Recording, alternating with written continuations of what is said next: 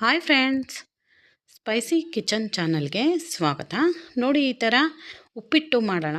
ತರಕಾರಿ ಸಬ್ಸಿಗೆ ಸೊಪ್ಪು ಬಳಸಿ ಉಪ್ಪಿಟ್ಟು, ರುಚಿಯಾದ ಉಪ್ಪಿಟ್ಟು ಮಾಡುವ ವಿಧಾನ ನೋಡೋಣ. ಇಲ್ಲಿ 1 ಕಪ್ಪಷ್ಟು ರವೆ ತೊಗೊಂಡಿದ್ದೀನಿ, ಚೆನ್ನಾಗಿ ಹುರ್ಕೊಂಡಿದ್ದೀನಿ. 1-2 ಸ್ಪೂನ್ ಆಯಿಲ್ ಹಾಕ್ಕೊಂಡು ಚೆನ್ನಾಗಿ ಪುಡಿ ಪುಡಿ ಆಗೋವರೆಗೂ ಸಿಮ್ಮಲ್ಲಿ ಇಟ್ಕೊಂಡು ರವೆ ಘಮ ಬರೋವರೆಗೂ ಹುರ್ಕೋಬೇಕು. ಇಲ್ಲಿ ಒಂದು ಪಾತ್ರೆ ತೊಗೊಂಡು ಒಂದು 5-6 ಸ್ಪೂನಷ್ಟು ಆಯಿಲ್ ಹಾಕೋತಾ ಇದ್ದೀನಿ. ಆಯಿಲ್ ಹಾಕಿ 1 ಸ್ಪೂನು ತುಪ್ಪ ಹಾಕಿದ್ದೀನಿ. ತುಪ್ಪ ಹಾಕಿ ಚೆನ್ನಾಗಿ ಕಾದ್ಮೇಲೆ ಇದಕ್ಕೆ 1 ಸ್ಪೂನ್ ಕಡಲೆಬೇಳೆ, 1 ಸ್ಪೂನ್ ಉದ್ದಿನಬೇಳೆ ಎರಡನ್ನೂ ಹಾಕಿ ಚೆನ್ನಾಗಿ ಫ್ರೈ ಮಾಡ್ಕೋಬೇಕು. 1.5 ಸ್ಪೂನಷ್ಟು ಸಾಸಿವೆ ಹಾಕ್ಕೊಳ್ಳೋಣ. ಇದರಲ್ಲಿ ಜೀರಿಗೆನೂ ಮಿಕ್ಸ್ ಆಗಿದೆ. ಸಾಸಿವೆ ಜೀರಿಗೆ ಹಾಕ್ಕೊಂಡು ಚೆನ್ನಾಗಿ ಸಿಡಿಸ್ಕೋಬೇಕು. ಚೆನ್ನಾಗಿ ಸಿಡಿದಾದ್ಮೇಲೆ ಇದಕ್ಕೆ ಸ್ವಲ್ಪ ಕರಿಬೇವಿನ ಸೊಪ್ಪು ಹಾಕ್ಕೊಳ್ಳೋಣ. 2 ಒಣಮೆಣಸಿನ್ಕಾಯಿ ಹಾಕ್ಕೊಳ್ಳೋಣ. ಇದೆಲ್ಲ ಒಗ್ಗರಣೆ ಚೆನ್ನಾಗಿ ಘಮ ಬಂದಮೇಲೆ ನೋಡಿ, ಕ್ಯಾರೆಟು, ಬೀನ್ಸು, ಹಸಿಮೆಣ್ಸಿನ್ಕಾಯಿ, ಈರುಳ್ಳಿ ಚಿಕ್ಕದಾಗಿ ಕಟ್ ಮಾಡ್ಕೊಂಡಿರೋ ಅಂಥದ್ದು ತೊಗೊಂಡಿದ್ದೀನಿ. ಮೊದಲು ಈರುಳ್ಳಿ ಹಾಕ್ಕೊಂಬಿಡೋಣ. ಈರುಳ್ಳಿನ ಚೆನ್ನಾಗಿ ಫ್ರೈ ಮಾಡ್ಕೋಬೇಕು. ಇದು ತುಂಬಾ ಟೇಸ್ಟಿಯಾಗುತ್ತೆ ಉಪ್ಪಿಟ್ಟು. ತರಕಾರಿ ಎಲ್ಲ ಕ್ರಂಚಿ ಆಗಿರುತ್ತೆ. ತರಕಾರಿ ಹಾಕಿ ಮಾಡೋದ್ರಿಂದ ತುಂಬ ಒಳ್ಳೆ ಟೇಸ್ಟ್ ಕೊಡುತ್ತೆ ಈ ಉಪ್ಪಿಟ್ಟಿಗೆ. ಈ ಥರ ಒಂದು ಸಾರಿ ಟ್ರೈ ಮಾಡಿ.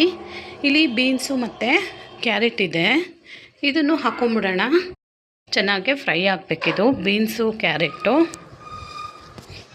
ಈ ತರಕಾರಿಗಳನ್ನೆಲ್ಲ ಹಾಕ್ಕೊಂಡು ಹೈ ಫ್ಲೇಮ್ ಇಟ್ಕೊಂಡು ಚೆನ್ನಾಗಿ ಫ್ರೈ ಮಾಡ್ಕೋಬೇಕಿದನ್ನು. ಚೆನ್ನಾಗೆ ಬೇಯುತ್ತೆ. ಒಂದು 5-10 ನಿಮಿಷಗಳ ಕಾಲ ಫ್ರೈ ಮಾಡಿಕೊಂಡ್ರೆ ಚೆನ್ನಾಗೆ ಫ್ರೈ ಆಗುತ್ತೆ ತರಕಾರಿ. ಇದಕ್ಕೇ ಆಲೂಗಡ್ಡೆನೂ ಹಾಕ್ಕೊಂಬಿಡೋಣ. ಆಲೂಗಡ್ಡೆನೂ ಇದರಲ್ಲೇ ಆಯಿಲಲ್ಲಿ ಚೆನ್ನಾಗಿ ಫ್ರೈ ಮಾಡ್ಕೊಳ್ಳೋಣ. ಈ ಥರ ಮಾಡೋದ್ರಿಂದ ತರಕಾರಿ ಕ್ರಂಚಿ ಆಗಿರುತ್ತೆ, ಟೇಸ್ಟು ಚೆನ್ನಾಗಿ ಬರುತ್ತೆ. ಇಲ್ಲಿ ಈರುಳ್ಳಿ, ಹಸಿಮೆಣ್ಸಿನ್ಕಾಯಿ ಮತ್ತು ಟೊಮೊಟೊನ ಹಾಕೋತಾ ಇದ್ದೀನಿ. ಇವೆರಡು ಒಗ್ಗರಣೆಯಲ್ಲೇ ಒಂದು ಲಾಸ್ಟಲ್ಲಿ 1-2-3 ಸೆಕೆಂಡು ಫ್ರೈ ಮಾಡ್ಕೊಳ್ಳೋಣ. ಫ್ರೈ ಆದಮೇಲೆ ಇದಕ್ಕೆ 1 ಸ್ಪೂನಷ್ಟು ಕಲ್ಲುಪ್ಪು ಹಾಕ್ತಾಯಿದ್ದೀನಿ. ಕಲ್ಲುಪ್ಪು ಹಾಕೋದ್ರಿಂದ ಒಳ್ಳೆ ಟೇಸ್ಟ್ ಬರುತ್ತೆ. ನೈಸುಪ್ಪು ಹಾಕಬೇಡಿ, ಕಲ್ಲುಪ್ಪು ಹಾಕಿ ಟೇಸ್ಟ್ ಚೆನ್ನಾಗಿ ಬರುತ್ತೆ. 1 ಲೋಟ ರವೆಗೆ 2 ಲೋಟದಷ್ಟು ನೀರನ್ನು ಹಾಕೋತಾ ಇದ್ದೀನಿ.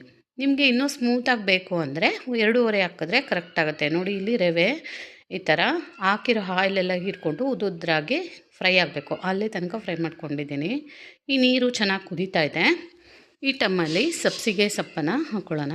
ಸಬ್ಬಾಕ್ಷಿ ಸೊಪ್ಪು ಅಂತಾರಲ್ಲ ಅದನ್ನು ಹಾಕ್ಕೊಂಡು ನೀರು ಇನ್ನೇನು ರವೆ ಹಾಕ್ತೀವಿ ಅನ್ನೋ ಟೈಮಲ್ಲಿ ಹಾಕ್ಕೋಬೇಕು. ಹಾಗಾದರೆ ಚೆನ್ನಾಗಿರುತ್ತೆ. ಅದ್ರ ಫ್ಲೇವರೆಲ್ಲ ಬಿಟ್ಕೊಂಡು ಟೇಸ್ಟ್ ಚೆನ್ನಾಗಿ ಬರುತ್ತೆ ಸಬ್ಸಿಗೆ ಸೊಪ್ಪು ಹಾಕೋದ್ರಿಂದ.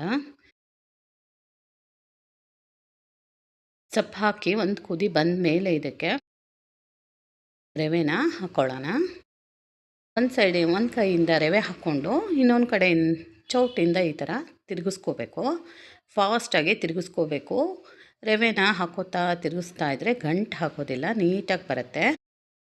ಒಂದು ಗಂಟು ಆಗದೆ ಇರೋ ಥರ ತಿರುಗಿಸ್ಕೋಬೇಕು ಇದನ್ನು. ಇಲ್ಲಿ ಬನ್ಸಿ ರವೆ ತೊಗೊಂಡಿದ್ದೀನಿ ನಾನು. ಬನ್ಸಿ ರವೆಲಿ ಟೇಸ್ಟು ಚೆನ್ನಾಗಿ ಬರುತ್ತೆ. ಮೀಡಿಯಮ್ ರವೆಲೂ ಮಾಡ್ಬೋದು, ಇನ್ನೂ ಚೆನ್ನಾಗಿರುತ್ತೆ.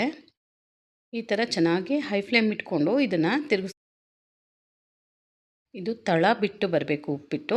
ಅಲ್ಲಿ ತನಕ ಇದನ್ನು ತಿರುಗಿಸ್ಕೋಬೇಕು. ಈ ಥರ ನೋಡಿ, ತಿರುಗಿಸ್ತಾನೇ ಇರಬೇಕು. ಸ್ವಲ್ಪ ಹೈ ಫ್ಲೇಮಲ್ಲೇ ಇಟ್ಕೊಂಡು ತಿರುಗಿಸ್ಕೊಳ್ಳಿ. ಚೆನ್ನಾಗಿ ಉದುದ್ರಾಗಿ ಬರುತ್ತೆ ಈ ಥರ ಮಾಡೋದ್ರಿಂದ. ಈಗ ಒಂದು ಸ್ವಲ್ಪ ಹಸಿ ಕಾಯಿ ತುರಿ ಮತ್ತು ಲಾಸ್ಟಲ್ಲಿ ಕೊತ್ತಂಬರಿ ಸೊಪ್ಪು ಇವೆರಡನ್ನು ರವೆ ಚೆನ್ನಾಗಿ ಹರಳೋ ಟೈಮಲ್ಲಿ ಹಾಕ್ಕೋಬೇಕು. ಹಾಗಾದರೆ ಚೆನ್ನಾಗಿ ಬರುತ್ತೆ. ಹಸಿ ಕಾಯಿ ತುರಿನ ಮೇಲಿಂದ ಮತ್ತು ಕೊತ್ತಂಬರಿ ಸೊಪ್ಪು ಹಾಕ್ಕೊಂಬಿಡೋಣ. ಲಾಸ್ಟಲ್ಲಿ ಹಾಕ್ಕೊಳ್ಳಿ. ಒಳ್ಳೆ ಫ್ಲೇವರು, ಕೊತ್ತಂಬರಿ ಸೊಪ್ಪಿನ ಫ್ಲೇವರು ಹಾಗೆ ಉಳಿಯುತ್ತೆ ಮೇಲಿಂದ ಹಾಕೋದ್ರಿಂದ. ಇದಕ್ಕೆ ಅರ್ಧ ಹೋಳಷ್ಟು ನಿಂಬೆಹಣ್ಣು ಹಿಂಡ್ಕೊಂಬಿಡೋಣ. ನಿಂಬೆಹಣ್ಣಿಂದ ಒಂದು ಒಳ್ಳೆ ಟೇಸ್ಟ್ ಬರುತ್ತೆ. ರವೆ ಉದುದ್ರಾಗಿ ಆಗುತ್ತೆ ನಿಂಬೆಹಣ್ಣು ಹಾಕೋದ್ರಿಂದ.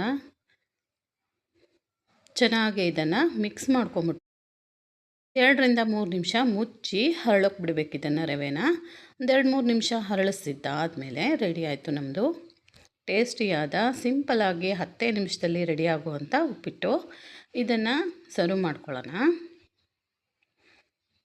ಬಿಸಿ ಬಿಸಿ ಸಬ್ಸಿಗೆ ತರಕಾರಿ ಉಪ್ಪಿಟ್ಟಿದು ತುಂಬಾ ಟೇಸ್ಟಿಯಾಗುತ್ತೆ. ಈ ಥರ ಟ್ರೈ ಮಾಡಿ ನೋಡಿ. Tasty uppittu. ಪ್ಲೀಸ್ ನನ್ನ ವಿಡಿಯೋಗೆ ಲೈಕ್ ಮಾಡಿ, ಶೇರ್ ಮಾಡಿ, ಸಬ್ಸ್ಕ್ರೈಬ್ ಮಾಡ್ಕೊಳ್ಳಿ. ಇದ್ರ ಜೊತೆ ಚಟ್ನಿ ಪುಡಿ ಸರ್ವ್ ಮಾಡ್ತಾಯಿದ್ದೀನಿ ನಾನು. ಚಟ್ನಿ ವಿಡಿಯೋನ ಕೆಳಗಡೆ ಲಿಂಕ್ ಹಾಕಿರ್ತೀನಿ, ಚೆಕ್ ಮಾಡ್ಕೊಳ್ಳಿ. Thank you.